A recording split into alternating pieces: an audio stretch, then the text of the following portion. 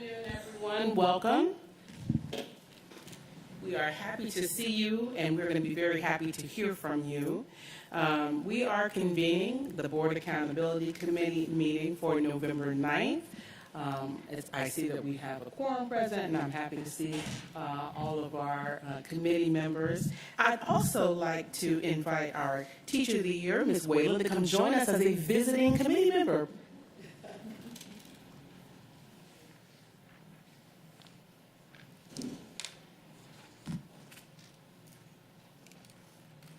So, as she joins us and as we get settled, I'll invite you to silence your technology. We have one of my favorite agendas today, and that is when we talk about the Chevron reports for our schools. We have, several schools that we're looking at today, and I think that we'll have some very important questions to ask about what we can do to support the work that are happening in those schools. So I thank in advance the staff for the effort that goes into generating the data for these reports. They are quite substantial, and there's more data. There are more data coming. And so I thank you for your attendance. Dr. Levesque, you have opening comments? Good afternoon, everyone. Thank you so much for this opportunity to highlight the efforts of our schools. I'm looking forward to today's proceedings.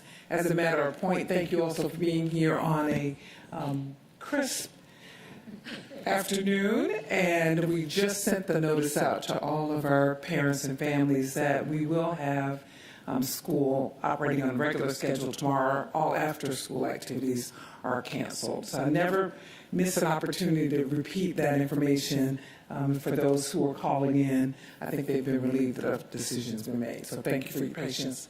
Looking forward to the meeting today. Thank you. At this time, I'll entertain a motion to approve the agenda. Is there a second? A second by Ms. Grabowski. Okay, any discussion, any corrections or changes? Hearing none, all in favor signify by saying aye. Opposers can do the same. There are no abstentions. We've adopted the agenda. We also have minutes from our last meeting that were distributed in advance. Is there anyone who has not had an opportunity to review them? Okay, then I will entertain a motion to accept the minutes as printed. Okay, moved by Ms. Hines, seconded by Dr. Howard Hall. Any corrections that need to be made? Okay, hearing none, all in favor of approving the minutes from the July 26th Board Accountability meeting signify by saying aye. Okay, that was unanimous, so there are no abstentions and no nays. Thank you so much for that. And now, what we've been waiting for, our Chevron report discussion. And so Dr. May will lead us through this activity.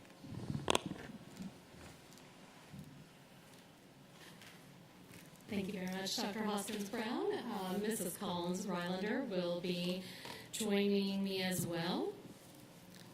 So for today's session,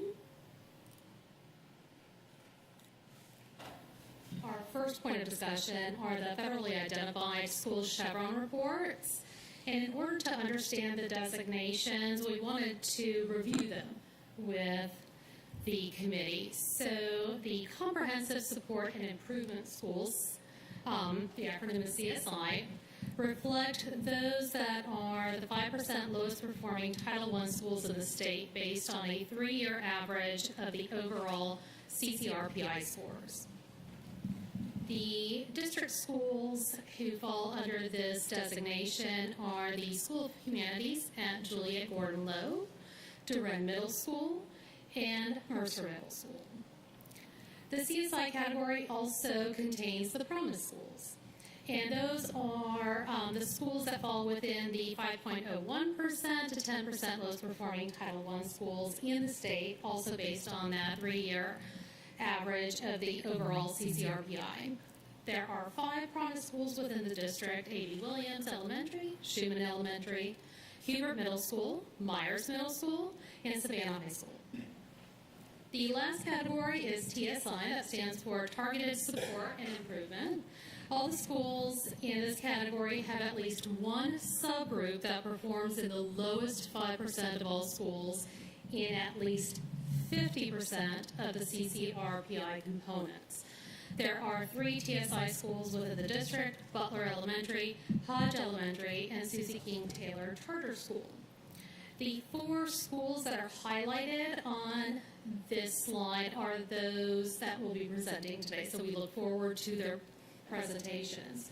One of the other things that we wanted to point out to you is the identification process is normally an annual process that is done, but due to COVID-19 disruptions for school year 2020 and 21, these schools have remained on that list since, in fact, their initial identification in 2019.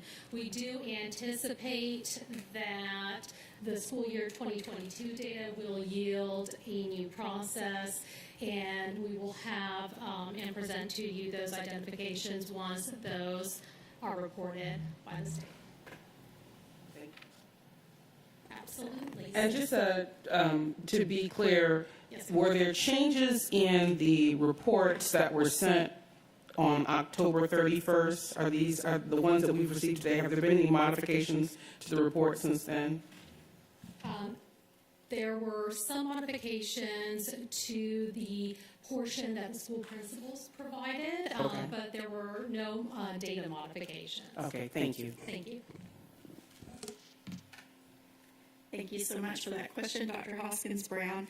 And sort of to begin our discussion of the reports, wanted to start out with making some general comments, and then of course, if our committee members have particular schools or that we would like to look at, or questions that we would like to discuss, then we are more than happy to, pull up individual reports as needed to address those questions.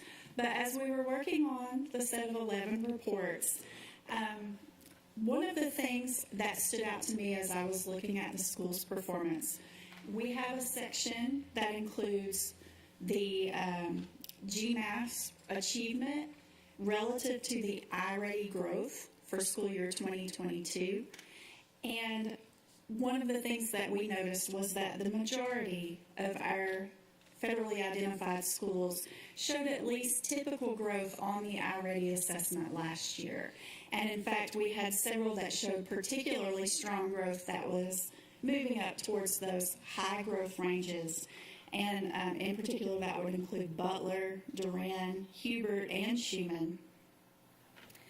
And then we also were looking at the iReady scores on the back side of those reports, on that second page of those reports. We have the iReady scores from the beginning of year, from the current year.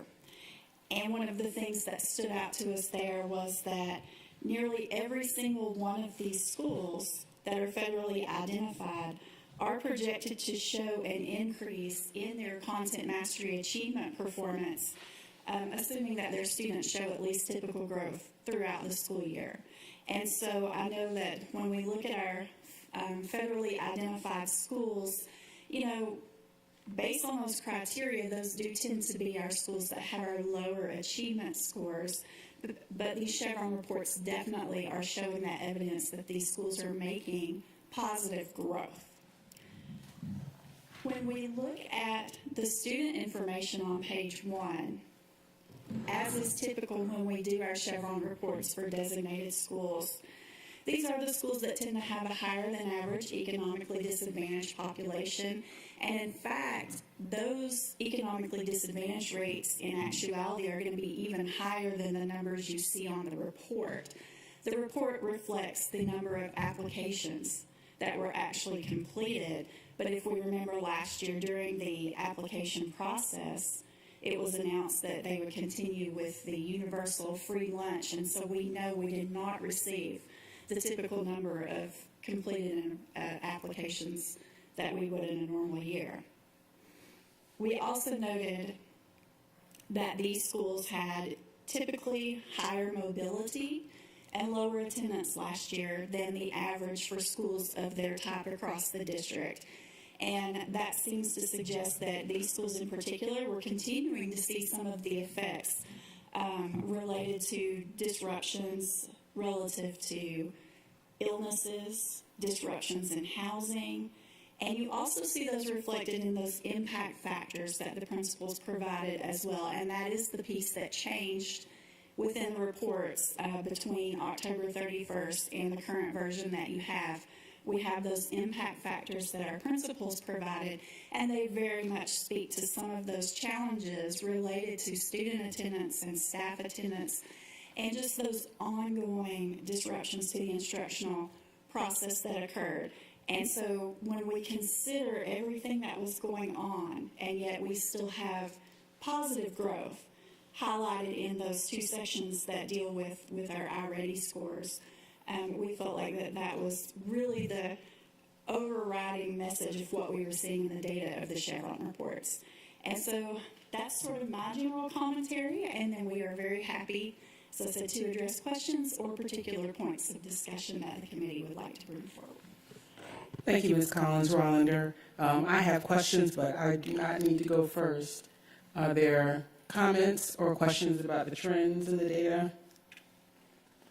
Okay, Mr. Grabowski. I guess one question, certainly I understand the impact of mobility and school hopping that has on students. Do we have a sense of if some of these students are going from one of these challenge schools to another challenge school, or do we just know that they're moving? Do we know it to that level of detail? So in this data, we just captured if they, basically the mobility data here reflect if they enroll in the school after the 10th day of school or if they withdrew at any time. That's what the data reflect, but we know when we look at our patterns of student transfer, often it is transfers from not just the I don't even want to limit it to the federally identified schools, but it does tend to sort of cluster. We see lots of transfers among our high economically disadvantaged schools in particular, regardless of whether they're on this federally identified list or not. I do notice that 4 of our districts are included in these schools. Second district, my district, which is the 3rd, the 5th, and the 8th. So this traverses the county in terms of, so probably, Ms. Grabowski, I bet a lot of them go from one to another in actuality, as they have to leave one place and go to another. So that's a very interesting, thing to think about.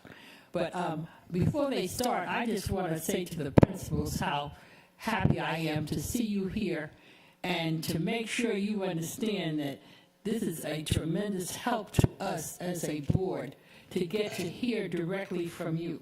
It's one thing to read all of these papers and numbers, but you're with the actual lives that these numbers are people, are children, are scholars.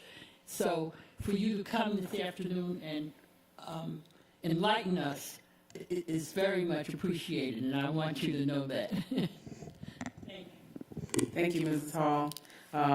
I concur. One of the most important parts of these reports when we first developed them was the box that was the story behind the numbers, the explanation that we get from the schoolhouse that says, okay, what's happening that's driving what we're seeing. And so having you here in person to be able to teach us and really do some knowledge sharing is really, really important for us to strategize how to move to the next place in terms of student development.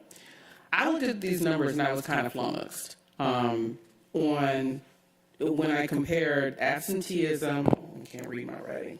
Okay, absenteeism, percentage of students with disabilities, the suspension rate, and mobility. When I looked at those, I was trying to see patterns that would help me understand what I was looking at. The 3 schools with the highest rates of absenteeism were Schumann Hubert and Susie King Taylor, which were 89, 74, and 75. That's absenteeism. But if you look at suspension rate, the highest schools of the highest suspension rates were at Myers, Mercer, and Duren, respectively. So it made me wonder that, so the first question is absenteeism excluding disciplinary suspensions as it seems to be in these data? It is not. And as a quick point of clarification, the absenteeism data, actually, it's the percentage of students that are absent for less than 10% of their days on roll. This is aligned with our accountability measure for attendance. And so actually, within that measure, the higher numbers would reflect better attendance. Okay. Thank you. That's how far I was like, that doesn't sound right. Okay. All right. So those are actually, so the top performer in lack of absenteeism is Schumann, and the secondary performer is Susie King Taylor and Hubert. Okay. All right. So then that would make the schools with the suspension rates that are higher line up with the schools that have the lower percentage of those that are absent 10% of the time. Correct. Okay, so those are positively aligned. The other question that I had was about the percentage of students with disabilities at the schools. It didn't seem to line up with the number of beginning and developing, in terms of the overall school achievement, didn't line up with the percentage of students with disabilities, because all of those percentages are pretty low, like between 12 and 16%. You have one at like 20%. So what do we think? If it is not mobility is pretty low. And if it's not challenges that are being faced by the students, what do we think are some of the drivers of the reports that show such a high number of students at the lower levels of performance? Do we have any, and I know that the principals will have points of view, but at the 3,000-foot view where you're looking at all the data, what do you think is driving that? If I may, when you look at these numbers, especially with the percentages, it would seem to be the economically disadvantaged component. So it's really that socioeconomic circumstance that seems to be the best predictor. So that can be correlated, but what does it look like how does what your household income manifest when you show up for school as a kid? When you show up as a kid and you're in that number that you're saying is economically disadvantaged, what does that mean? Does that mean that I'm late for school because nobody woke me up, or I didn't have a ride and I'm not on a bus? Is it I have a toothache and I don't have a dentist? Is it I don't have glasses so I can't see at school and haven't been examined, or I don't have the supplies or pencils or whatever I need? What does it look like? What does that characteristic of economic disadvantage, how does it manifest when you show up for school? And I think actually that you just hit the nail on the head, because, and without stepping too far into some of the things I think the principals may address, it may be all of those things and more. I mean, I don't think we can say there's one particular impact, but it's perhaps a cumulative effect of a number of impacts in our economically disadvantaged community. We know the things that we've even discussed in equity subcommittee about students' experiences with literacy before they ever step foot in our doors may be vastly different depending on the resources that the household has available, and not just material resources in terms of books or material things, but in terms of, if your parents are working multiple jobs to try to pay for your housing, then, the availability of time and support, that's going to have an effect.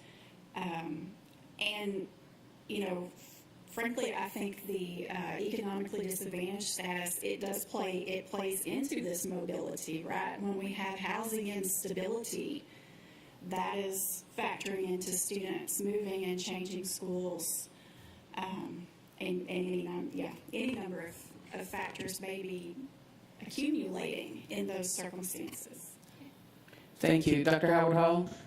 Yes, and I just can't stress it enough with the lack of early learning opportunities for our students prior to enrolling in elementary school, because when you look at the data, you see the trend from elementary schools, which are the feeder schools of the middle school, and many of these schools are the feeder school to Savannah High.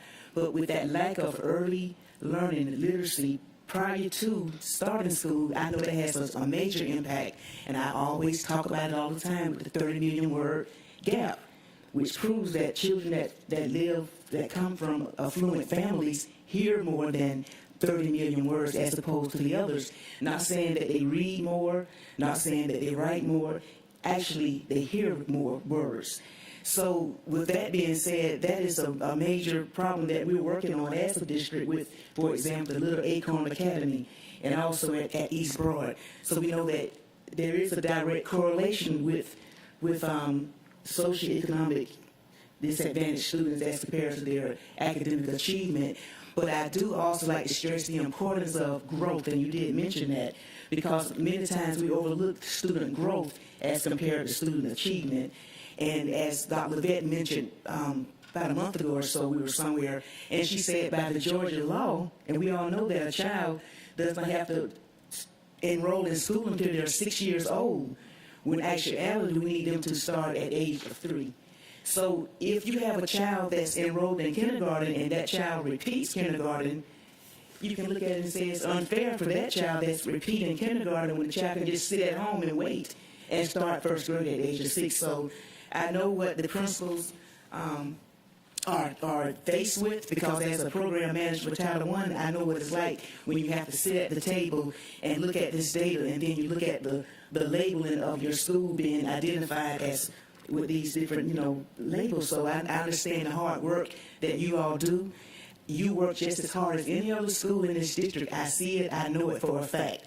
So I just appreciate you all coming here today and to share with us and to the public what you're doing for improvement. Thank you. Thank you, Dr. Howard Hall. I have Dr. Mosley and then Ms. Hines. I just want to share my sentiments in the summary of your comments regarding students being on the upward tick as far as their growth and progress, because there's a lot of overwhelming factors indicated that are beyond their control, such as professional learning and engagement opportunities among staff and homelessness, school closure. So that's just encouraging to see that students are still working very hard and making progress. Thank you, Dr. Mosley. Ms. Hines? Thank you for your report. Thank you for this portion of your report. But I'm going to look back at the parents again. You mentioned many issues that involve them, but there has to be some training with our parents who just don't know how to parent at that early age that she's speaking about. And if we can have more daycares, more Acorn centers with that early training to make an impact of what they don't get at home, then by the time they get in upper grades, they should be a better student. Dr. May, you wanted to respond?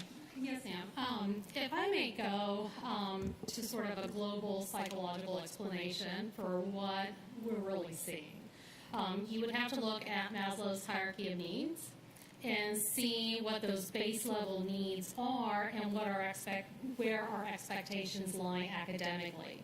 So what we're talking about with this group of students, unfortunately, are the realities of food insecurity about having a shelter over their head. So now we're just talking about the basic 2 levels. If I'm hungry, if I don't know whether I have a home to go to when school ends, or I don't know what home we're going to, that child is fundamentally psychologically unsettled compared to his or her peers. At that heart of the pyramid, we have belonging, that sense of truly feeling loved, cared for, fitting in with your society, with your peers, with your family. You can't have that. You can't attain that level, once again, if you're unsure where home is, if you're unsure whether mom or dad will be home or when they can be home. The realistic picture for some of these kids is they may have a single parent at home when that parent can possibly be home, because that parent may be a single mother who has to work 2 jobs and does something in addition to just to try to make the bare bones ends meet, if you will. So when we're talking about academic attainment, we actually have to hit that 4th level of the pyramid. We can't go to that 4th level without the others being fulfilled. Okay, The best response. that's very helpful. Thank you. What you described makes me think of the cycle of anxiety, where if you stay in a cycle of anxiety, you just can't, you're never okay. By the time you get okay with one thing, you've got this other stressor that pops up. So you didn't have food, okay, you got over that, and now somebody's bullying you. Okay, well, nobody's bullying you, but you don't know where you're going home that day. Or there's some other failure in your personal care, and so you can't focus on diagramming a sentence or calculus 2 because you are you're underperforming just kind of mentally in terms of your attention. You can't give 100% of your attention, and the top part, in order to foster high achievement, you need to be sitting at the top of Maslow's hierarchy. And if you never get to the close, I'm working on it. Okay. So, but you have to be at the top of having your needs met. Yes, ma'am. And once all your needs are met, then you can focus on these higher level attainments. Yes. And if your needs aren't met, you're still not necessarily going to get there. Okay. I think that's helpful, and I hope it's helpful to folks who will listen to this or watch this later. I do have just another question about the data. Why, if you're not suspended for schools that have high rates of absenteeism, if you're not suspended, why else are those young people not there?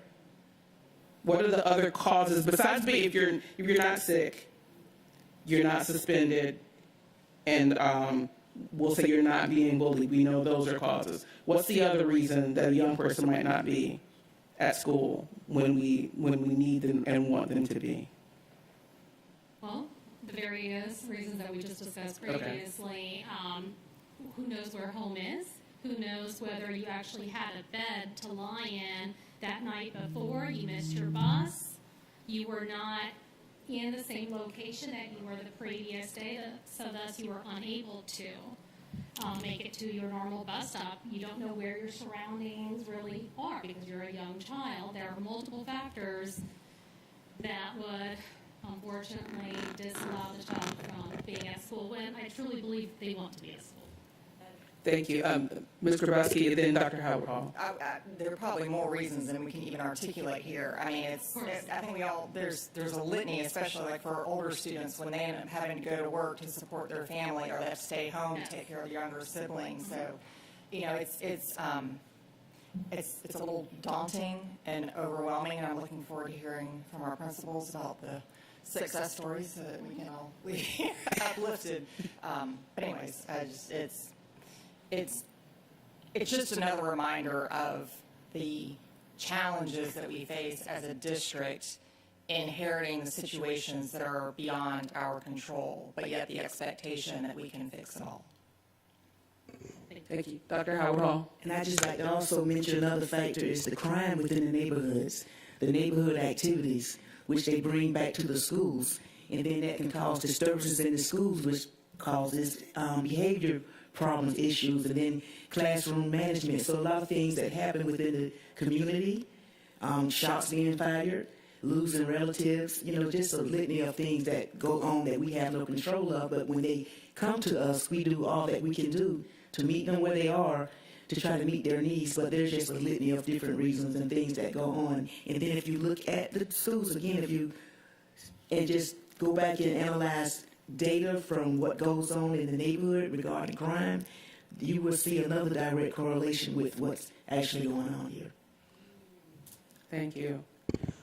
This is why I really appreciate this meeting, is that we are able to do a deeper dive into what's happening than we're able to do in the informal session.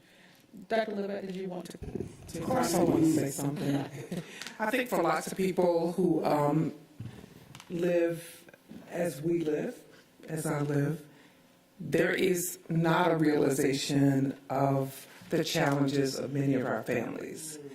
It is only when you spend time with the children and the families that you realize that some of the things that we take for granted are things that they really need in order to be able to function. It is the reason that we have the partnership with Curtis v. Cooper, so that those medical services do not escape them, that their parents can sign a form and they can get up to the schoolhouse door dental services, so that if they have a toothache, they don't have to stay home. That if they need prescriptions, that those prescriptions can be attained. So that's why we do that. And that's why we make sure that there are snacks available for children in the afternoon. That's why there are food pantries in schools and uniform closets in schools. When we were coming up, those things were not in our schools. I don't know, and I suspect there probably were needs, but it is also the reason that we offer GED training. It's also the reason that we offer sessions for our parents. So I think what I would say to someone who says poverty is not real, then I say just spend time with children. And they will tell you their concerns about shots overhead, and that's why my homework wasn't done. Or it is the reason, perhaps, homelessness, whether reported or not, is real. And when we learn that children come to school with the same clothes on day after day, it's not because they want to. It's because there is no washing machine or dryer in the home. That's why we have washing machines and dryers in school. Does it mean they can't learn? No. But it means we have to be observant. And I think that we are, in our case, being responsive. There are people who said, we don't think we should have to do all that. But what we know is, in the end, our moral and professional obligation is to make sure that we recognize what children are experiencing and provide as much as we can to do that. We wouldn't be able to do what we do without the support of our community and community organizations.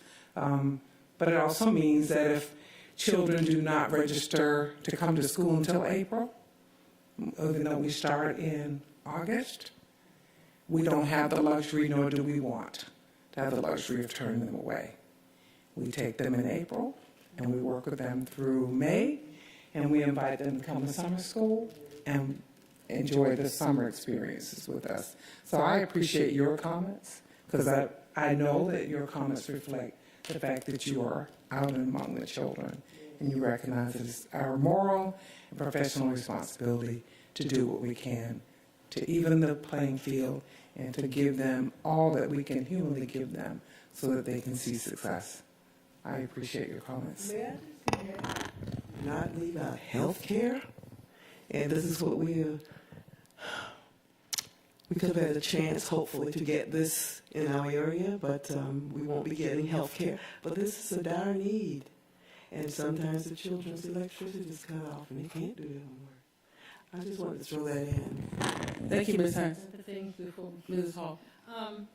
And I'm the one who said that see, we as a board, we'll sit here and take your whole meeting over. so I promise this is my last comment, but it is a hopeful comment.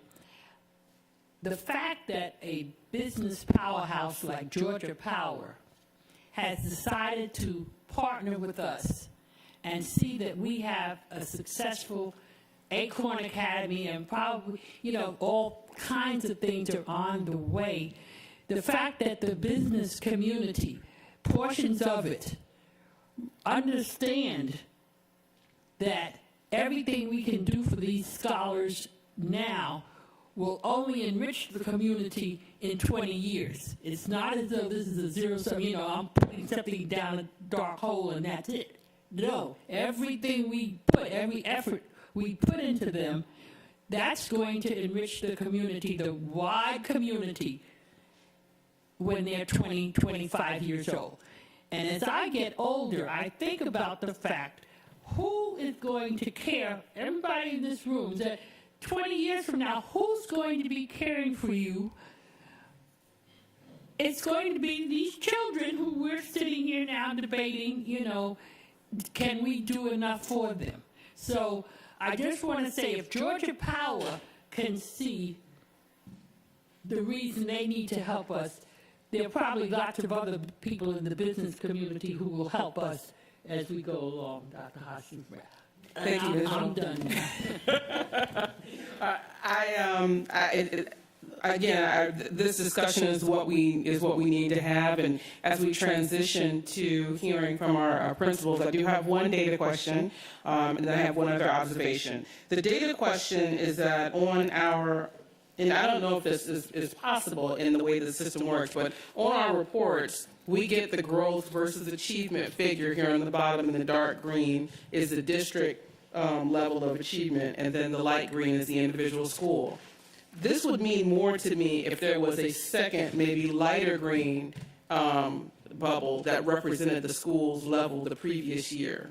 Has this, where has the school made movement? Are they achieving more? Is there more growth? Is it lateral? And I don't know if that's possible, but I found myself looking at that and wanting that kind of information.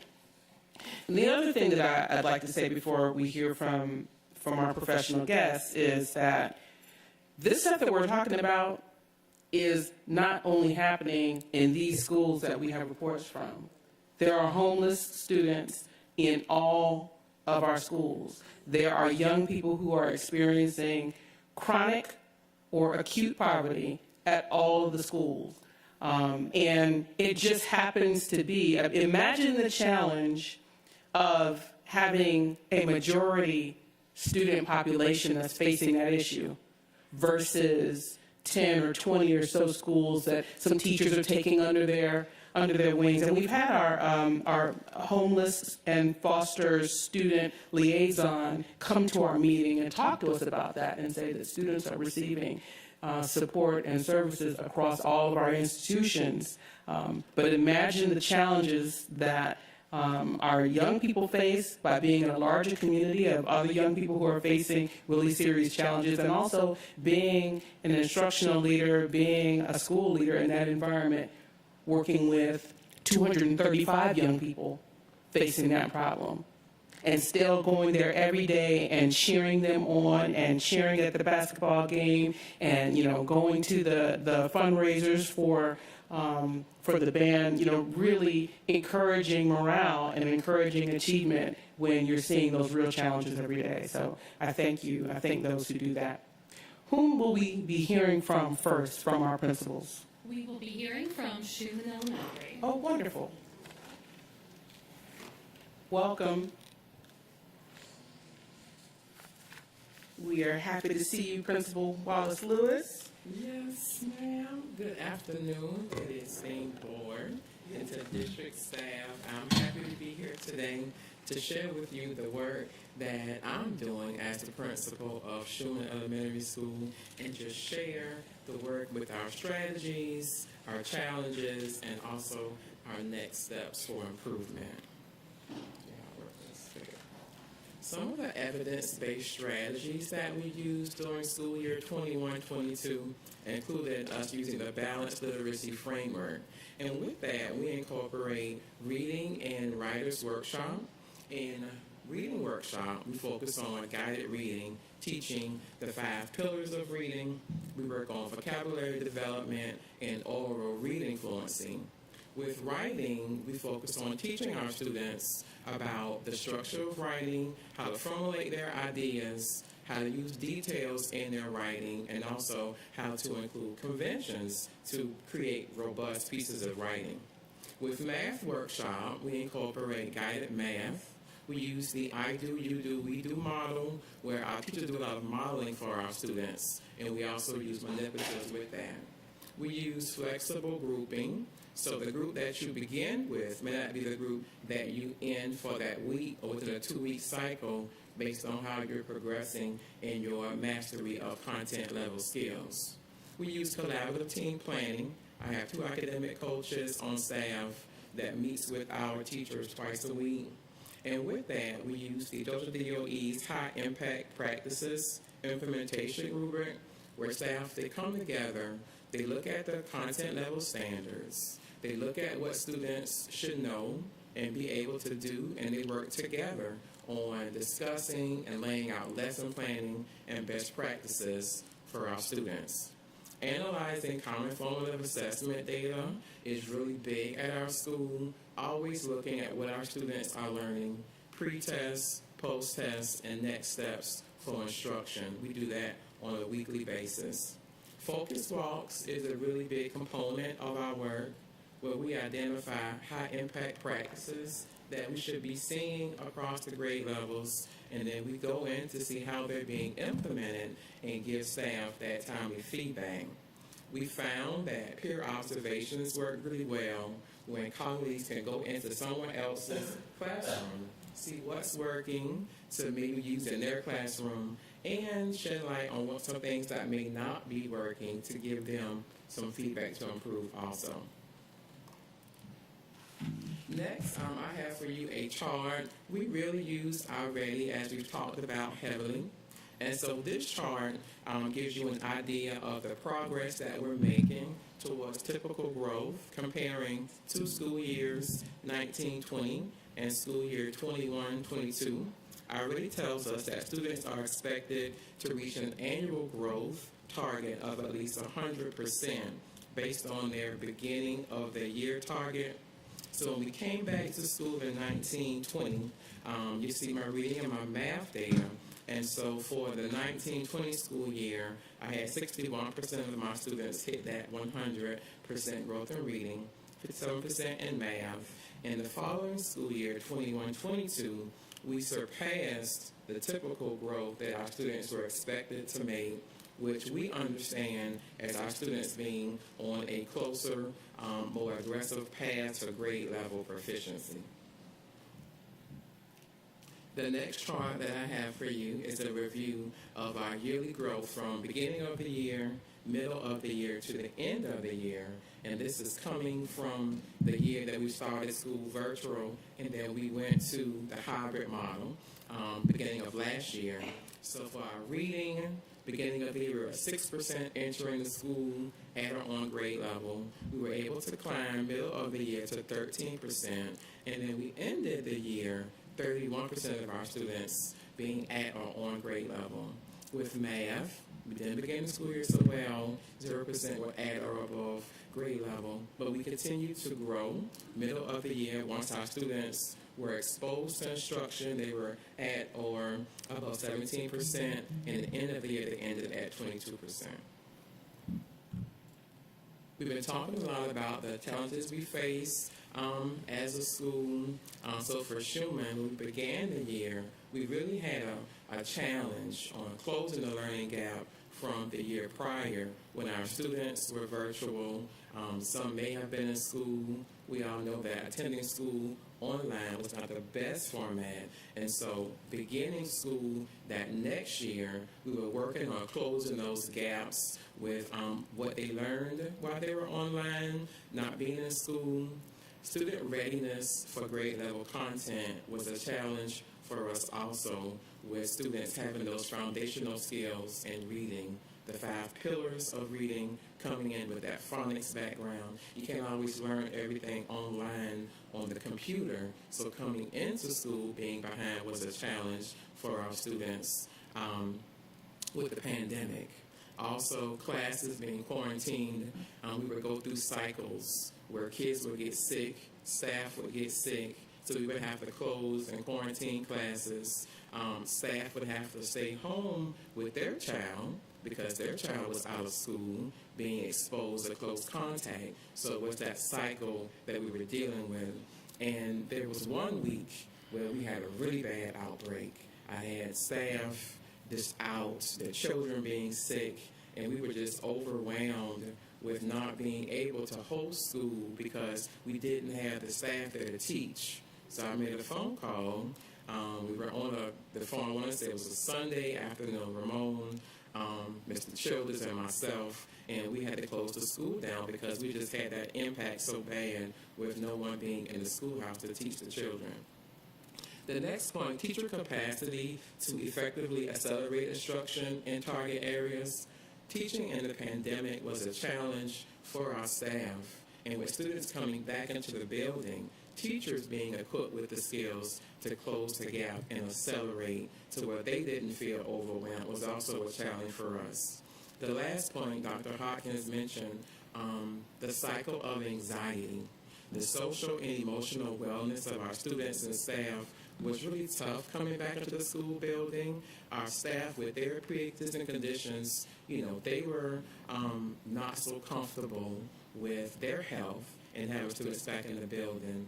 And with that hierarchy of Maslow's needs, we were talking about with Dr. May, just children, with their parents having to work, with not knowing where they were going to lay their head, people being out of work, all that was compounded, coming back to school, learning how to socialize again, be among their peers. The bullying is always an ongoing issue that we have to deal with. And it's not so much bullying, it's just learning how to interact with their peers was a challenge for us also. So what are we doing now that we have our targets and that we have a clear path on how we're going to achieve proficiency? We know that phonics instruction is really big for our students in grades 3 through 5 because they had that learning loss 1 year, 2 years before they got to 3rd or 4th grade. So we're really working on phonics instruction, which is not typically done in grades 3 through 5. We're double dosing those prerequisite skills that they missed, conferencing with them, having them read orally, focusing on sight words. We use a mirror heavily. I love a mirror. A mirror is like a tutor for our students where they get to sit with the computer and read to the computer, and she helps them correct words. She gives them feedback. We're working on STEAM implementation. With STEAM, we're able to incorporate multiple subjects within one content area additionally because we know that when we incorporate higher order thinking skills, our students have hands-on work that they're doing, they're able to master content more effectively. Math fact fluency is a big thing. Rote memorization, being able to do math quickly will help them when they get on standardized tests because they're timed, and also that concrete learning with manipulatives also helps. We write every day in the content areas to help them improve on that writing piece. School-wide focus on academic vocabulary is really huge. We've been talking about the cycle of poverty and our children being exposed at an early age, 3 and 4, to vocabulary and experiences outside of the home. We're really helping our kids by building up their vocabulary skills. The next point talks about professional learning with teacher clarity. Our teachers being clear on the standards, what needs to be taught, how to teach it, and if it's not working, how do you pivot and do something different. The last one, focusing on Teach Like a Champion. It's a book that we use, has great techniques in it. Students don't always come to school motivated, so we have to teach them different ways to do that. And so with that, we focus on how they enter the classroom, what's expected, when they sit in their seat, what they should be doing, how the teacher engages with them also are all incorporated in that strategy.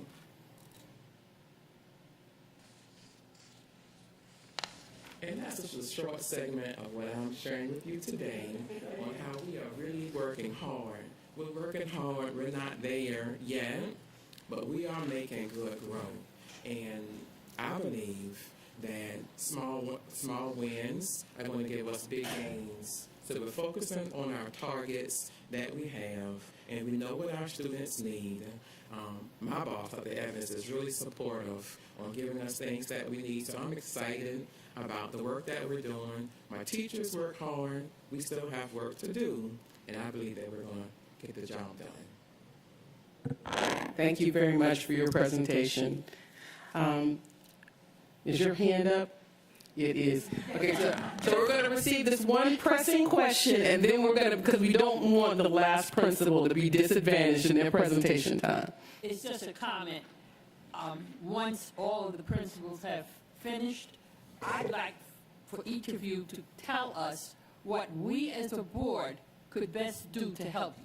So after everybody's finished, if that's okay, Dr. That is fine. And we do always ask that.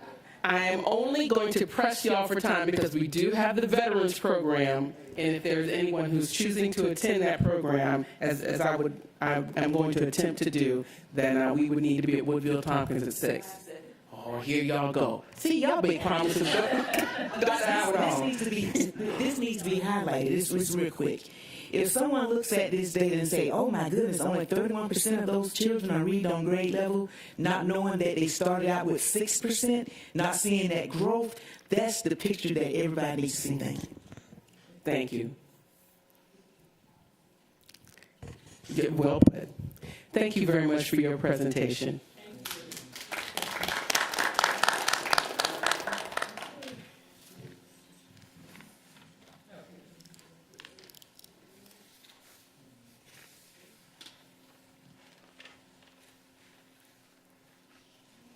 Welcome, welcome, Principal Broadnax. Good afternoon. Thank you so much for having me here today. I'm excited to be here to share with you the progress that we're making at Duran Middle School. I am Tammy Broadnax, the proud principal of Duran Middle School, where we look to engage, encourage, and empower our students to become responsible and prepared citizens. Today we're going to begin with talking about our evidence-based strategies. At Duran, we utilize the state system of continuous improvement, and today we're going to talk about 3 of those structures: planning for quality instruction, creating and maintaining a climate that's conducive to learning, and cultivating and distributing leadership. Planning for quality instruction begins with that time with our teachers are able to collaborate and share ideas and content with one another. At Duran Middle School, they do so twice a week. The first meeting of the week is focused on data. At our data meetings, we analyze the data from the week. At Duran, with our students, where they are and how they are performing, we cannot wait to the state test to determine where they are. We can't wait to the I-rating middle of the year. I need to know week by week what my students are retaining of the information that's being taught. So our teachers go through aggressive monitoring to look at the data, and they also give short quizzes. We call them common formative assessments. They're about 5 questions every week at the end of the week to determine where do we go next week. So in those data meetings, we look at what mastery of the standard looks like. Then we look at our student performance, and we identify the learning gap. Identifying that learning gap provides us with the information that we need to know what to reteach next week and how to reteach it. The teachers take that information the next day into the lesson planning session. In our lesson planning sessions, we deconstruct the standard, and we identify what our students need to know and what they need to do. With that, we plan responsive lessons. As Ms. Wallace-Lewis talked about, our students don't always come motivated. So we need to make sure what we are delivering to them is the right information at that time. Middle school kids have a short attention span. I need to get them with the right information quick. We don't have time to mess around with maybes. So we plan those responsive lessons, and we also spar in where we're going to do our reteaching that we discussed the day before. I tell my students every day that the only reason why you allow the lights to come on and the doors to be open at Duran Middle School is so that teaching and learning can happen at high levels. So we work to minimize instruction. It is my #1 goal to make sure that we have an environment at Duran that supports teaching and learning. We mostly do that through our positive behavior system. Here we recognize the students who are demonstrating qualities and behaviors that we want to see duplicated in others. So we allow them to earn class dojo points, and at the end of the month, we throw a celebration. As Wallace Lewis talked about, we gotta be able to celebrate the little wins. I have to be able to show kids what they're doing every day matters and that we're paying attention. So we celebrate them at the end of the month with our PBIS information, our celebrations. We also work to make sure that we are being responsive to the students who are not performing in the behaviors in which we like. So if we have a student who has been in a physical altercation or has disrupted a class, we assign that student a mentor. They check in and check out with those mentors weekly. They may even have lunch with the mentors during the week. It really just depends on the mindset of the students as they're going through their week. Our Wellness Wednesday program is something that we brought into the building with us from when we were out for the pandemic. Our guidance counselors lead those sessions weekly, and they are providing grade level interactive activities to teach our students how to interact with each other, how to be social. In those lessons, they're learning conflict resolution, how to understand what bullying looks like, because sometimes our kids are saying things they don't even know really that it's hurting someone else's feeling. And 9 times out of 10, they're saying it because they have that fear of what they are doing themselves. So we build up their self-esteem. And in those lessons, in our Wellness Wednesdays lessons that our guidance counselors do, we are learning that social and emotional behaviors. We distribute leadership at Duran Middle School through our leadership team. This team is made up of teachers from each grade level, each content, and each major area in our school. The team meets twice a month, and it's their primary goal to review the data that we're collecting in our data meetings weekly, that we're looking at when we're doing our focus walks. It is that group's responsibility to determine if we are implementing that school improvement plan and those strategies. Having those staff members on that team provides an opportunity for them to take ownership. I have realized through my years in education is when I can own it, I walk different. I talk about it differently. And so having those teachers on that leadership team, they own the plan, and then they make sure that we're implementing those strategies with fidelity when they go back to their teams. You've talked a lot today about how our students are coming in reading and some of the challenges that we have. What we do know is that from 4th grade and up, students read to learn. And so when our students are coming in performing below grade level, it has a major impact on how they retain grade level content information. So we monitor this at Duran closely. As you'll see, at the beginning of the year, we had students come in with 4.9% of our students reading on grade level. I am excited to say, though, they didn't stay there. We know that we may not hit what the status says is mastery, but we can show growth in those students. And so you'll see where that 6th grade started at 4.9, they ended up at 9.33. The 7th grade started at 14.06, it ended at 20.63, and my 8th graders, the kids who are now in high school, they started at 4%, but 18.79% of them entered high school on grade level reading. Ms. Wallace Lewis explained so well how the impact that already has on what we do in our building and how we use it to measure our growth. I'm also proud to say that although already says when a child sits in a classroom from day to day and they're in there with a certified teacher, that they are looked at to grow at 100%. Our students at Duran also have surpassed that typical growth. In math, we had 150% of growth. In reading, we were at 147. I am more impressed on those numbers when I look back at my 2019 numbers, and I see that year, that was a full year of school, and where we averaged around the median of 59 to 42%. I know that we did really good work coming back off of the pandemic to achieve the growth that we did in the building. Some of the challenges. We all know that the students that are coming to our school, coming from the environments, during the pandemic, they may not have had the most structured time at home learning online. And so it was a real challenge for those students who have been maybe attending class in their bed or doing homework while they had siblings running around or while they were watching their siblings, to build that academic stamina when they got back into the building. Again, that middle school kids and all of their energy and hormones that are running around, getting them focused and being able to sit in class for 60 to 70 minutes was a challenge for us.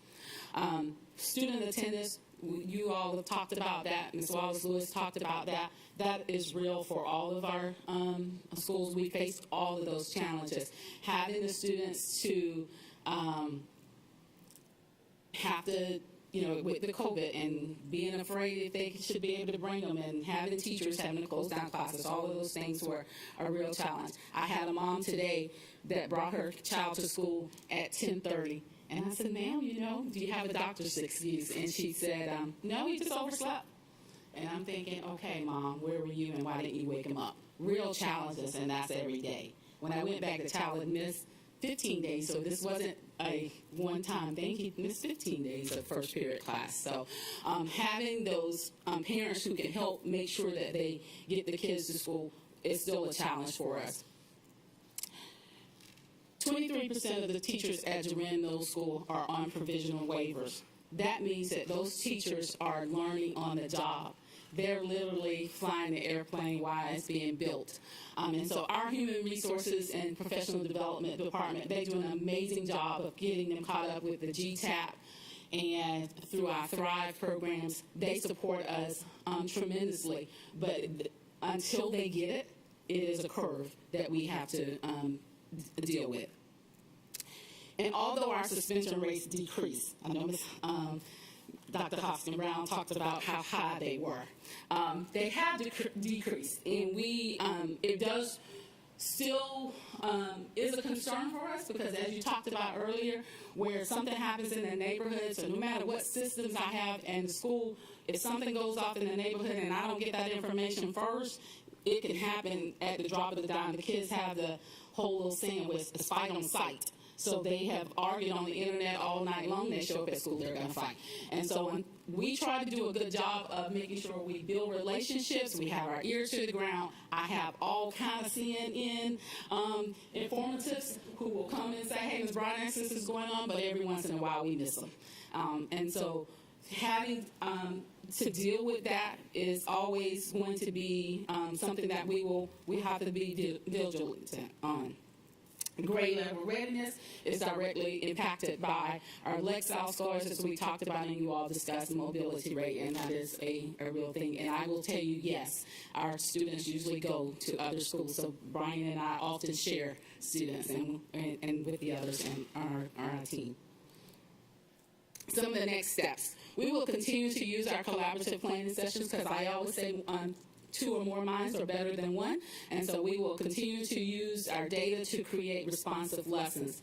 Using iReady as our individual learning gap is absolutely a must in our building, because my students are at a wide range of where they are performers. My teachers, I tell them, yes, we should differentiate, but it would be impossible for you to hit all 30 of those. So iReady helps us to close those learning gaps. It is one of the reasons why we have so much growth that you've seen on those other slides. This year we implemented a school-wide reading program, because all the research says the only way you learn how to read is you read. And so we read at Duran. We started out the year challenging each of our students to check out a book. Those students who read 2 books in a month get to come to lunch with me, so they have lunch with the principal. I am looking for guest readers to come in to chat with them about their books. So if you have some free time, we meet at the end of the month every month. I open invitation. But we are chatting with those kids. We're encouraging them to read. And, you know, I am really just amazed at how they are able to sit down and articulate what they've read and how excited they get about sharing that. So we are diving into reading at Durand Middle School.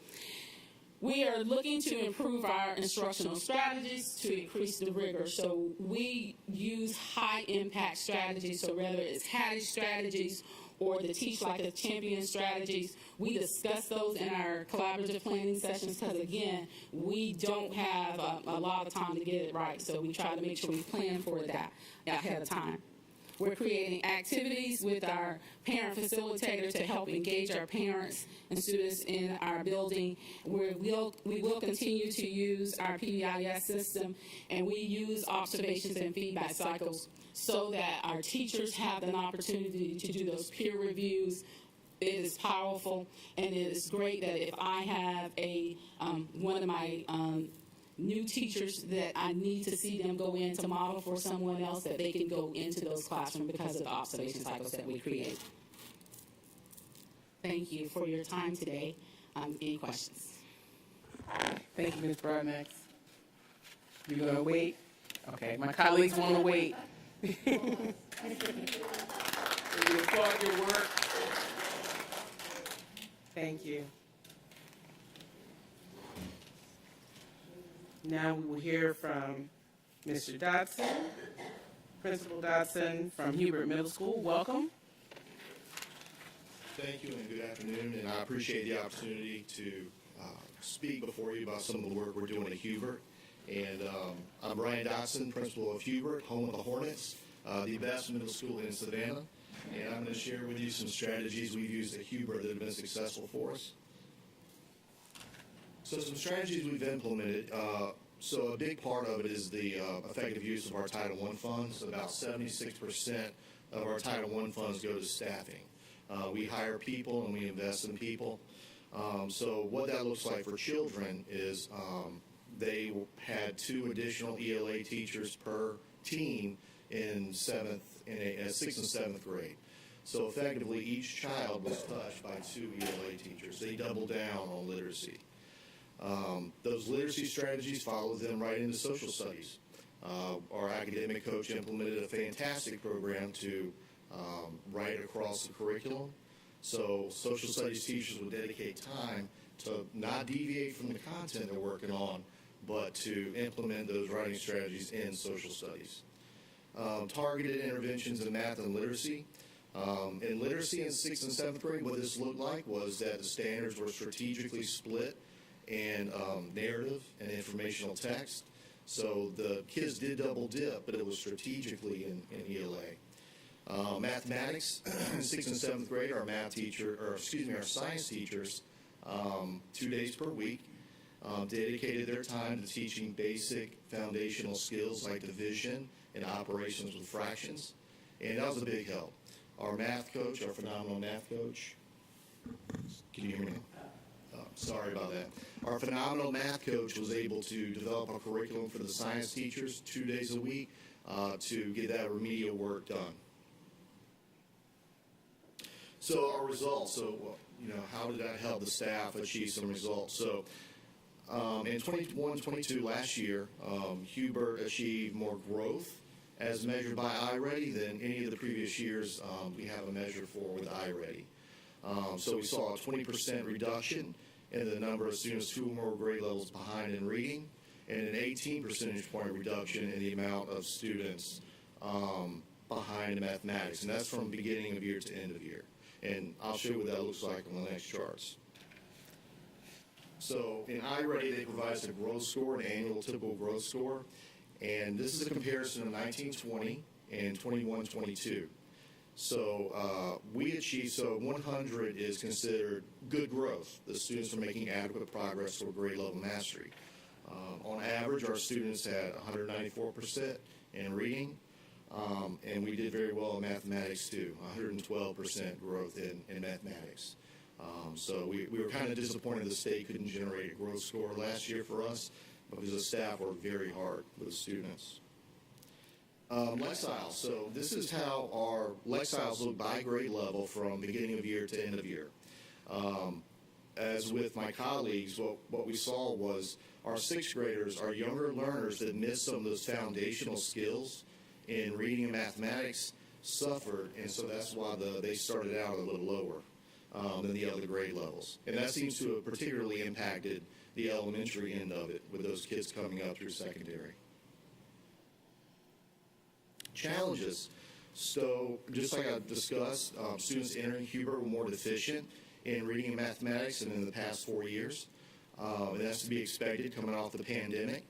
And online instruction provided some unique challenges. At the secondary level, we noticed that mathematics instruction was particularly difficult to teach virtually. So the literacy did a better job keeping up, but we saw a profound drop in mathematical literacy and numeracy. Persistent poverty is still an issue for our students. And I listed some things as a school that we're doing in the district's up and out with it that we implement at Hubert. We have phenomenal wraparound services. Our partnership with the Georgia Behavioral Health, which is called APEX, has been a real savior for a lot of our students. Provides a dedicated person on campus a certain amount of days per week to see our students who need or have some social and emotional needs. We are very blessed at Hubert to have an over-allotment counselor, and that really helps, especially this year. And we provide after-school counseling services. So we have an afternoon program for our students, and so our counselor, one of our counselors, is part of that program, and we pay her a stipend after school. So if a student does have social and emotional needs that are beyond academics, which is what we tend to see, then we can provide those services in the afternoon also without impacting their day-to-day instruction. Challenges, this is a big one. So at Hubert Middle School, our enrollment has declined for the past couple of years. So what that's done for us is that I talked about the extra ELA teachers we were able to hire. We were able to double down in 6th and 7th, and I firmly believe that investing in those people contributed to the big growth we saw in our Lexile scores. Because of the drop of enrollment, we lost FTE funds for 2 of those teachers. And because of we had excess ELA teachers, those were the positions that we ended up losing at Hubert Middle School. And we were not able to recover those through our Title I or our school improvement budgets because we already dedicate a high percentage of our Title I funds to staffing and investing in people. So that was a particular challenge moving into this year. Next steps, based on the data that we have, we are going to continue to allocate positions to the grade level where it's needed the most. So our 6th graders, we know, are coming up to us more deficient because learning loss has had a more profound effect on the younger learners that we see. So our current class size is 16 to 1. 16, actually, I should say 16.1. That's our average class size in 6th grade. 7th and 8th grade, it fluctuates. It's about 22.5. So we've moved that staff down into the 6th grade. And the way we did that is that extra ELA support to help those students. And this goes into the next one. We dedicate personnel to literacy and mathematics. We have 2 phenomenal academic coaches. Our math coach got promoted, so we're looking for a new math coach. But our ELA coach does a phenomenal job and utilize more targeted intervention time. Because we doubled down in ELA in 6th and 7th grade, we were not able to carve out that dedicated intervention time in those 2 grade levels last year. But this year we were. So it's a loss and a blessing. So now we have a dedicated intervention block in all grade levels. And of course, STEAM. Hubert is working towards STEAM certification over the next couple of years. So integrating STEAM and showing that learning is fun is also a next step that we're working on. It's not only part of the work we do in teaching and learning, but also part of our MSAP grant. And I also want to close by saying I'm very fortunate to work with a phenomenal staff at Hubert, a very dedicated team of educators that put in work on Sundays. That I think that contributes to the work and the growth that we saw this year. And I'm looking to continue that with this team next year. Are there any questions?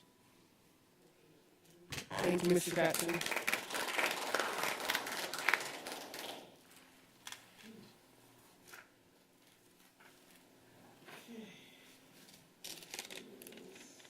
Okay, last but not least is Dr. Jenkins, our principal at Savannah High School. Welcome.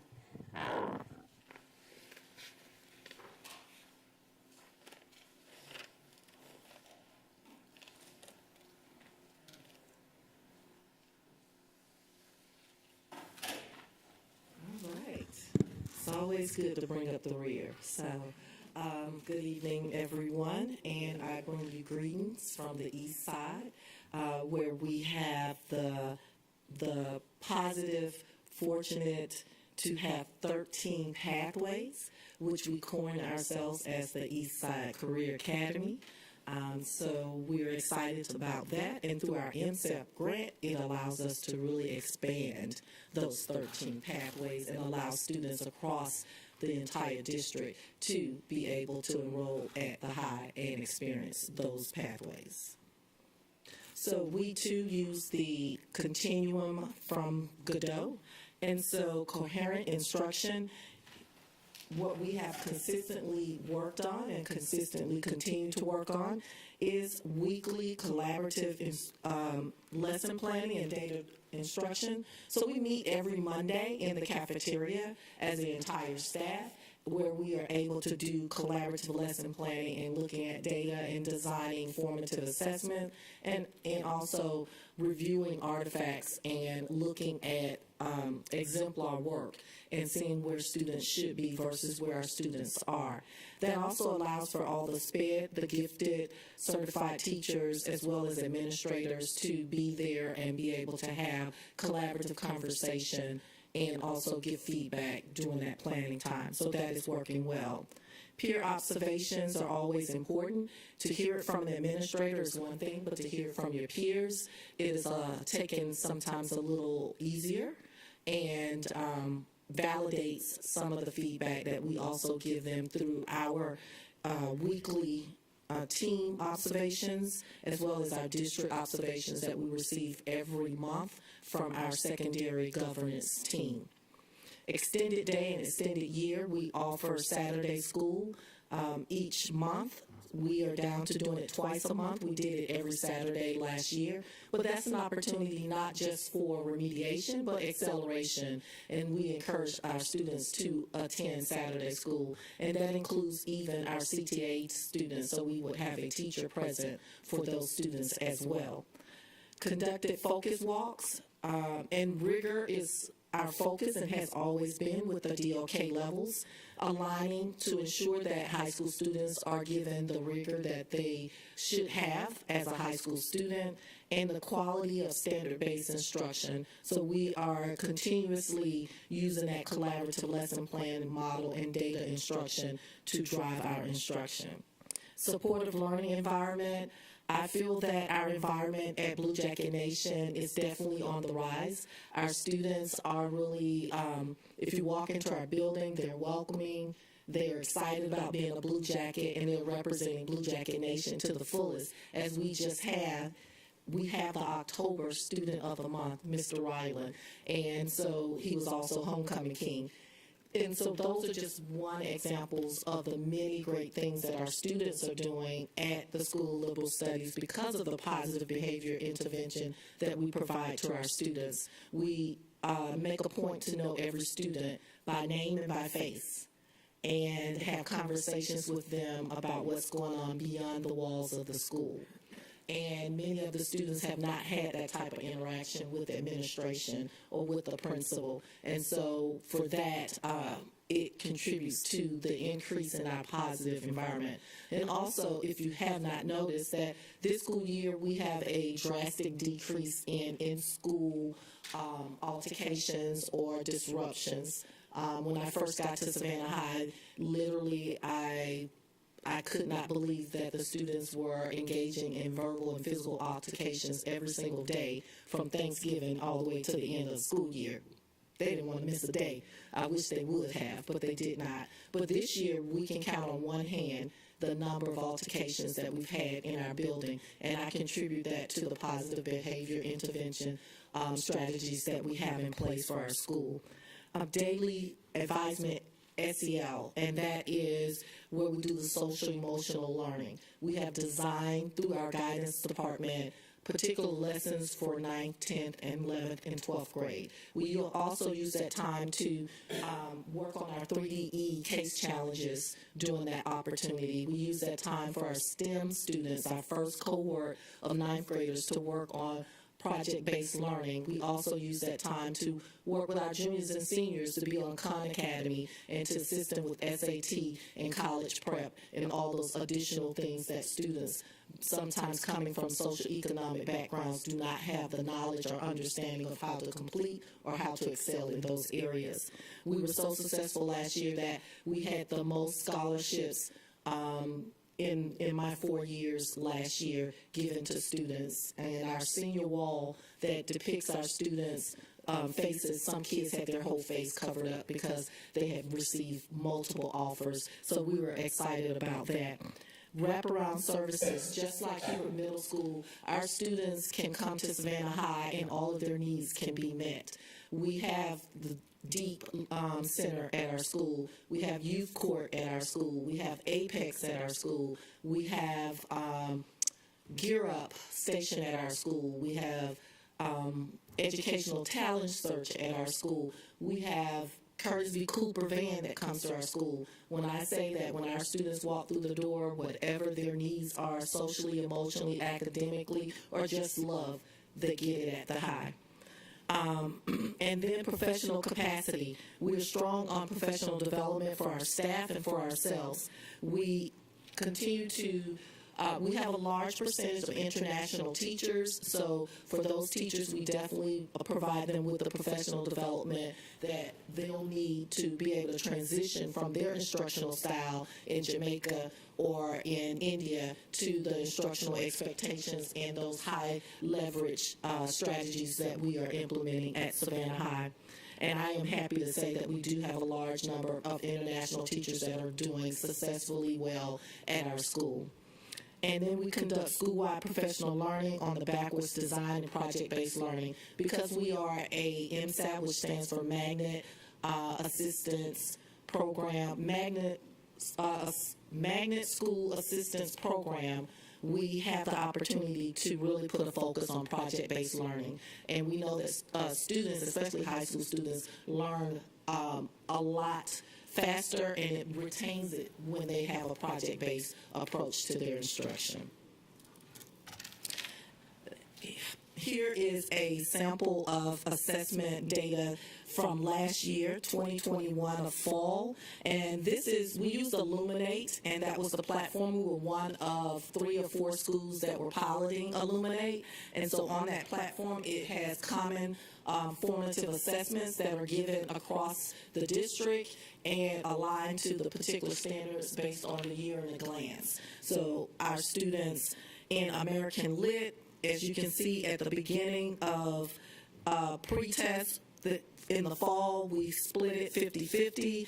Algebra 1, we did increase from the pre-test to the post-test. In biology, we had a really huge jump between the pre-test and the post-test. And U.S. history, we did not provide that assessment due to we had some transitions with that particular teacher at the time.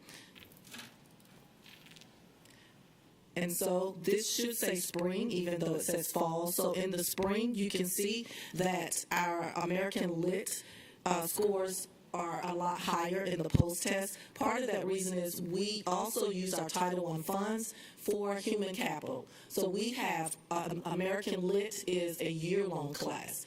Understanding that students had learning loss, and so normally you would have a year-long class at 9th grade, but we offer that year-long class at 11th grade where they're taking the American Lit so that we can ensure that those students were prepared and that those gaps of learning were addressed so that those students, our literacy rate is based on American Lit, so we put a lot of emphasis on making sure that those students had those gaps filled in for American Lit. Algebra 1, continued growth. Biology, continued growth. In U.S. history, we kind of just basically became even from the pre to the post test. We are excited and we boast a lot. If you enter Savannah High, you will see our school improvement goals as well as our graduation rate posted up in the main foyer as well as in the cafeteria so students can see. But as you can see, we have been in a steady increase of our graduation rate. I am pretty sure 129% and probably a little bit more that we will no longer be on the school improvement list because our graduation rate is, last year we were at 92.5. This year we were at 86. We contribute that 86 to a lot of times our high school students are engaged in either taking care of someone at home or working, and so they have a lot of responsibilities when they are not in the school. So virtual was a positive thing for a lot of the high school students because it allowed them to still work. Especially I've had many parents who were laid off and the child became the breadwinner in the family. And they were able to do that through virtual. Or maybe the young lady has a child, and so she's trying to juggle being a new mom as well as do their academics. So the virtual was a very positive impact on us. But now that they're back in school, we have to get them in the mindset that you have to work after school. You have to work on the weekend. You have to be focused on the work. And so we ended up with an 86. We are projecting an 88, but we always strive for excellence at Savannah High, so don't be surprised if that 88 turns into a 90. All right, our challenges at the high are our student literacy levels, and you've heard that across the board from elementary, middle, and high. We have a school-wide literacy program that we have. Last year we used Reading Plus. This year we'll be using Lightsail, and that was purchased through our partnership with Savannah State Gear Up. They purchased that software for every student in the school. So having those partners in the building has benefited us academically as well. Grade level readiness, that is always going to be one of our challenges, but we will continue to fill in the gaps and use all of our various instructional strategies to include our online platforms such as Ascend Math is what we used last year, but we are moving to a different online platform for math. Student mobility, 30%. That's a common thing in this area of the school. We get a lot of students who either went to Beach or went to Johnson, Windsor Forest, and now they're here at our school. And so we do have a lot of kids that leave our school and tend to go other places as well. But for those who enter our building, we greet them, we provide them with an assessment, a diagnostic, and we meet them where they are, and we continue to push them to excellence and greatness. And parental involvement at high school. It is very challenging to get our parents out beyond the athletics or the concerts, but to come out just to a math night. We had a STEM night. It was an awesome event, and some of our amazing parents were there making some project-based, skin-based, and actually eating it and tasting it, Dr. Hopkins, she couldn't believe it. And it actually, she said, it tasted really good. She was doing the layers of the skin out of food. But it was a great event, but we didn't have as many parents as we would like. So we're always trying to figure out that one magic activity that's going to continue to have our parents in. But we do a good job of doing call-outs, texts, emails, as well as celebrating our kids within the building. So, strategies to continue to improve Savannah High and continue to move to greatness as we always do.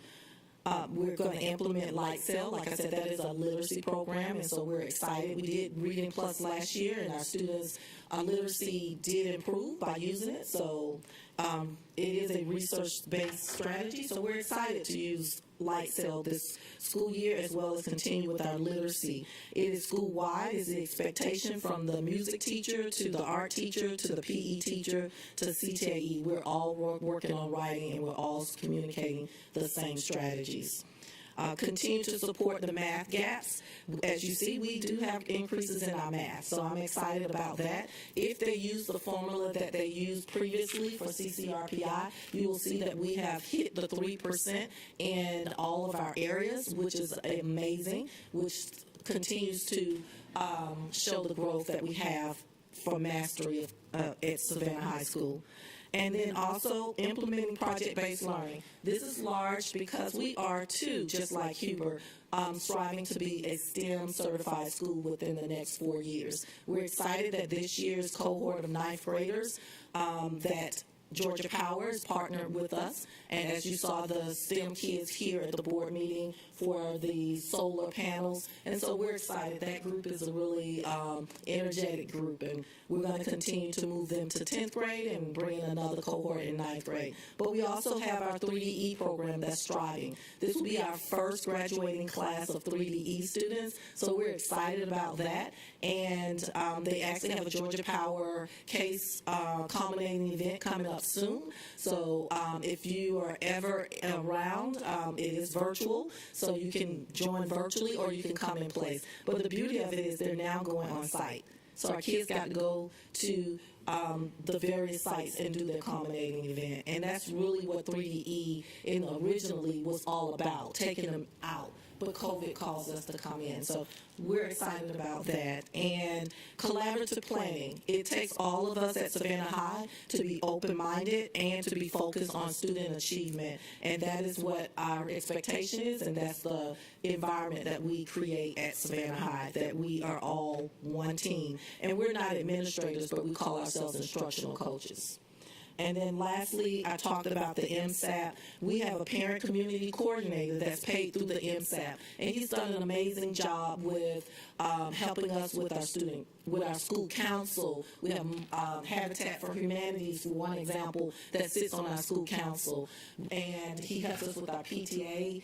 PTSA, we have an amazing PTSA president who is always in the school, assist us with all the partnerships that we have. So we are fortunate with the MSAP grant to be able to have that particular individual, which now I can use those Title I funds to then put into more human capital to make our class sizes smaller instead of using that fund to get a parent involvement coordinator. So having those various opportunities being provided at Savannah High School is really starting to pay off. And we appreciate Dr. Levette thinking about Savannah High School, because we do have 13 pathways, we do have 3DE, we do have MSAP, and so we have a lot of initiatives, and we're able to juggle them all at the same time and get the results that you see on the screen today. So thank you so much, and as always, we're always ready for greatness at the High, so I'm ready for your questions. Thank you very much. Thank you very much for your presentation, and at this time I'll open it up for questions to any of our presenters. Are there comments? Yes, ma'am. But I would like to just say thank you all for your presentations today. But I wish Savannah would view this video to actually see that we are really doing a great job with our children.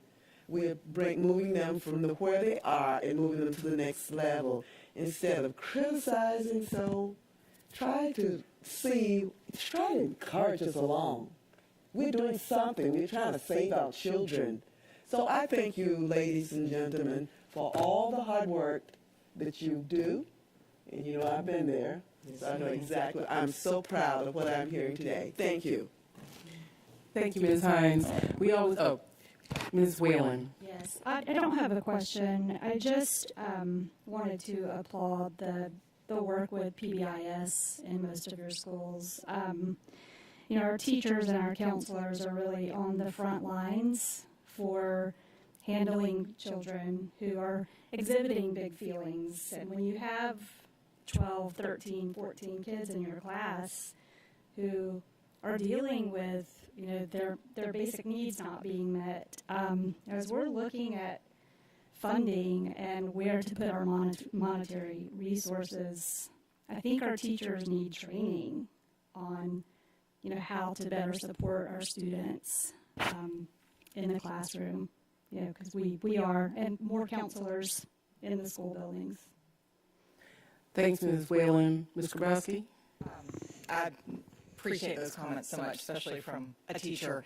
And I'll go back to Ms. Hall's question of how can we as a board and we as a district better support you? What do you need? And I do appreciate understanding how you're using your Title I funds in a little bit more detail, because it goes back to that budget. Like it's great that you have those Title I funds, but if it's not giving you what you need in order to meet the needs of your students, then as a board, I don't know anything that would be more important for us to understand. And I think that feeds in really well to the conversations that we're having as a board about the budget process. And I think this is exactly the kind of information that's helpful, at least to me, to understand is, and I know that the devil is in the details, but I really appreciate understanding that information from each of you. And like Ms. Whalen, I'm really excited to hear the positivity that you are really representing in your schools, because I think it's so easy for us to put labels on children or have false assumptions because of their circumstances, and to, it's so important that we treat every child with the equal expectation of the greatness that they can achieve, and it sounds like that's a lot of what you're doing. So thank you so much for all your reports. Thank you.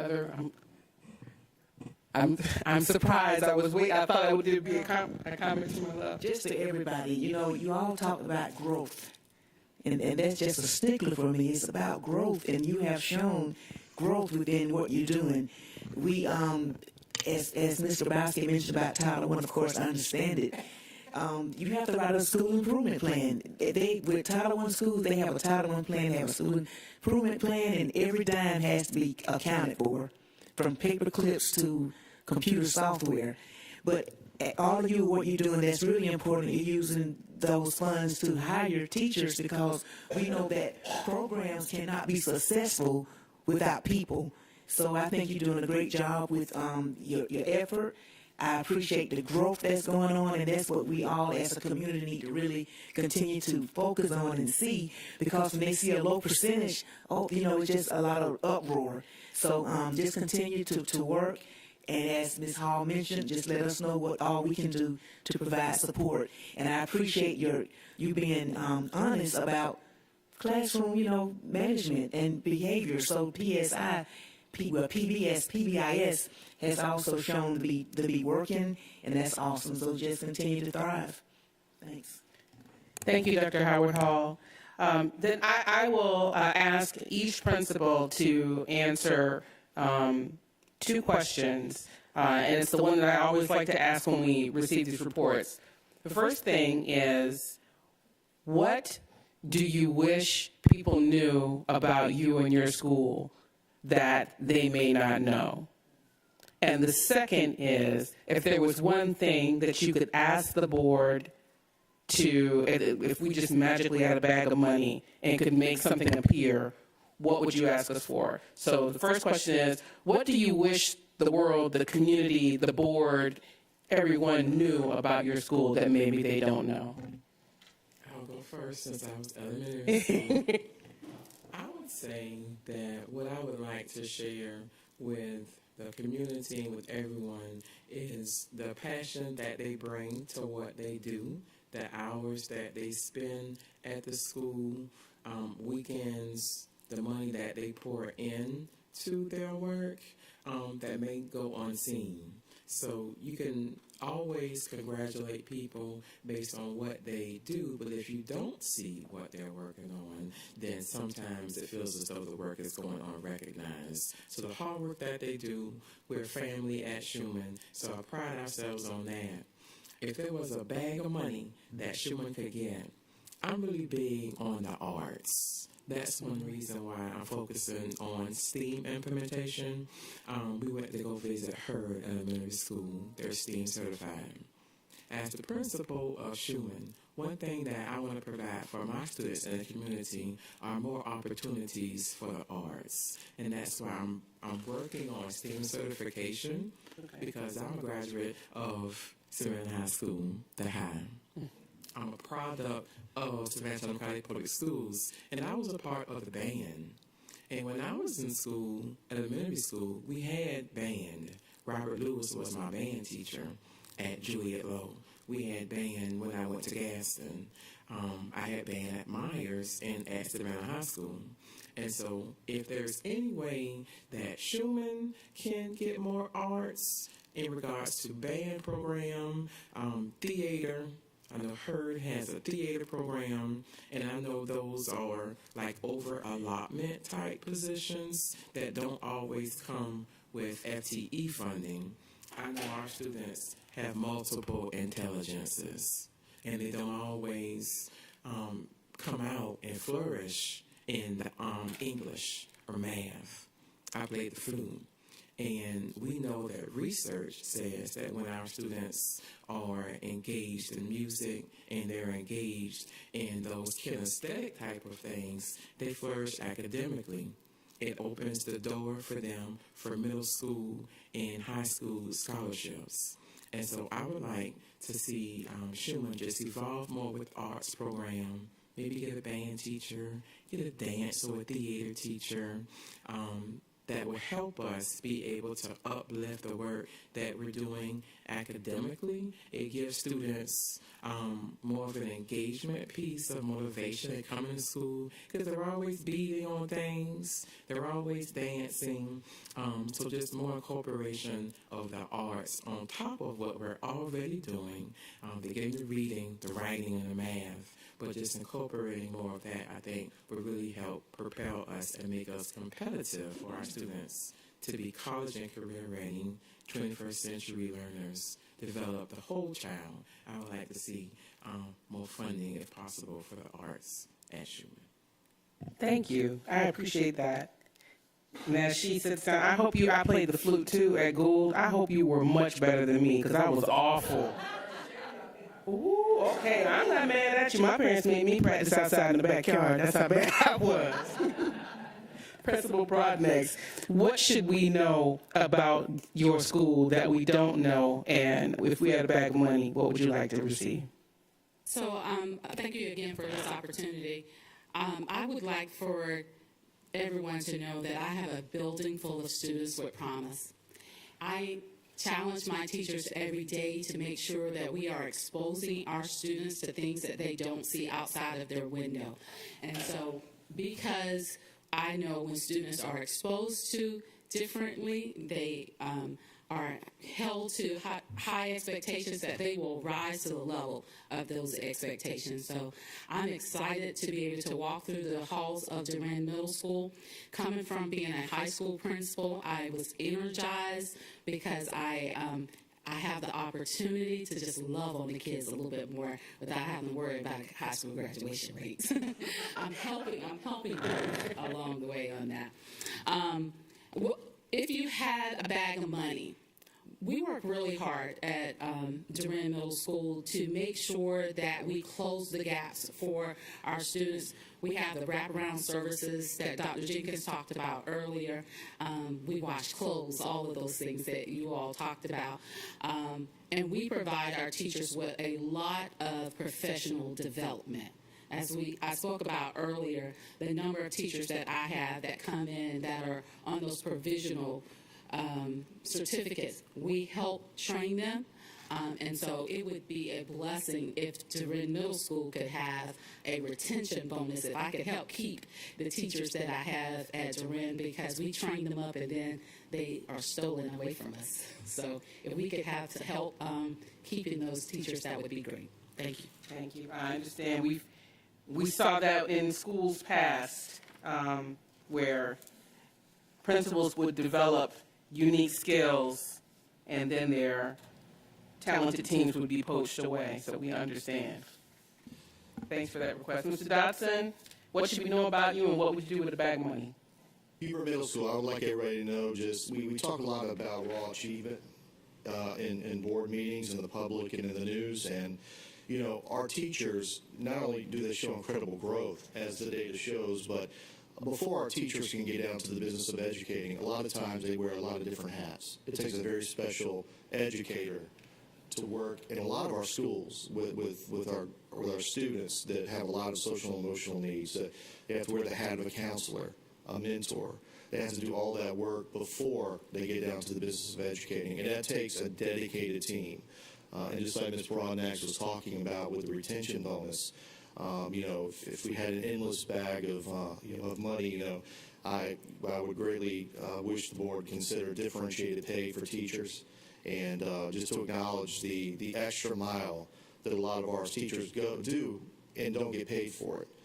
We have teachers who drive students to church on Sunday, because I'm usually in the building on Sunday. That's usually when I get my work done, and just that differentiated pay. And I'm biased because I work at Hubert, so there's no, I know different schools have different needs, but just to acknowledge that difficult work to achieve that growth, that's something I've been very pushing a whole lot. So I know some people may disagree, but the pay structure and how we pay teachers who do the work that needs to be done with the neediest among us is, I think, really important. Thank you. Thank you. We appreciate it. Okay, Dr. Jenkins, what should we know, and what would you do with a big old bag of money? What everyone should know about Savannah High is that our zip code does not determine who we are and where we're going in the future, and that over here off of Pennsylvania Avenue, that we have a diverse group of students in our building, and that we have students from around the district that is taking advantage of the various pathways that they now can partake in. And many of our students finish 2 to 3 pathways before graduating. So just knowing that at Savannah High, there's multiple opportunities for any child of any race, of any ethnicity, or any form of verb that they choose to be. We open our doors, and that our students are embracing each other in the building, and therefore the reason why we have less altercations and less conflict in our building is because of the fact that our diversity is growing at Savannah High. And so if you have a child out there, I think Savannah High is the school you need to come. We do shadowing for parents who are on the fence, and the student come and then we do shadowing. We try to make sure that that child feels special and the parent understands. I give my cell number to every single child and every single parent, and I encourage them to call and text me, because I want them to feel like they are at a school where they are loved, and that's what I want everyone to know. Okay. And what would you do with your bag of money? Yeah, my son has her cell phone number. Yes. And so if I had a bag of money, there would be 2 areas that I would use the money for. The first would be, of course, human capital, having additional counselor in the school. The other would be to purchase items of incentives for our students, like bikes or games that they're into, so that we could use those as additional positive behavior intervention strategies. A lot of times we do go out with our business partners and we do try to solicit some of those things. And we get gift cards, but, a lot of time kids, gift cards are not really their thing. And a lot of our business partners that we solicit, they're already working with other schools or working with some other entities. So if I had a bag of money, I would buy a lot of different incentives for our students to want to strive for. And we had a Senate meeting today, and students who were at the top of their class said that they want to be acknowledged and recognized more. Well, if we had those type of items where I can say, hey, you made a honor roll and you get a personal iPad, or you get something to continue your instruction and your greatness, that would be great. And then the second would be facilities. We will soon be probably the oldest building once when Zafari's probably goes up. So our bathrooms, such as how we remodeled Savannah Arts bathroom and some of the other schools, having our bathrooms remodeled, having our auditorium updated to look like all of the other high schools that have a state-of-the-art auditorium. Our cafeteria is a little outdated. It's almost 30 years old. It has a very small area where the kids go in to get their lunch and have an opportunity to sit. We have these three large garage doors that lock out the cafeteria and the gym. From a safety point of view, if we have those doors down for the gym, we can't see in if there's anything going on. And then in the cafeteria, because it's the center of the building, to get from one side to the other, you got to let these big garage doors up and down. So really just maybe possibly taking those out and actually putting some doors where we can see in there, updating our cafeteria so that our students, we speak to them like they are great, because they are. But I want them to be able to enter a facility that also mirrors how wonderful and how great they are. We have a new stadium and we have a beautiful building, but it does need to be a little time to get it a little remodeling, a little tune-ups. It's been about 30 years since anything, as far as the bathrooms and the cafeteria. So facilities and incentives would be where I would put all my money. Awesome. Thank you very much. I think it's been well worth spending a little extra time to have a conversation.